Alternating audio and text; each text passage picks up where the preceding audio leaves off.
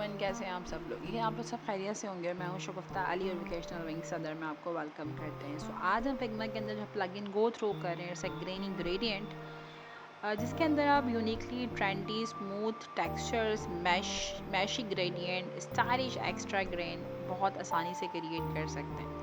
So start करते हैं। Simple plugin पर आएंगे एंड देन सर्च कर लें ग्रेनी ग्रेडियंट। अच्छा, स्पेस नहीं दिएगा, जिसमें देना सॉरी स्पेस देना है, जिसमें देना नहीं होगा मैं आई विल टेल यू। देखिए यहाँ पर आ गया, देन इसको रन करा दें। ये देखिए बहुत ही इंटरेस्टिंग से इफेक्ट है। अब मुझे एक ऑब्जेक्ट लेके ड्रॉ करना है यहाँ पर एंड देन मैं जो भी कलर इम्प्लीमेंट करना चाहती हूँ उस कलर को मैं यहाँ पर डिज़ाइन करके जनरेट कर सकती हूँ। It takes few time to generate your object.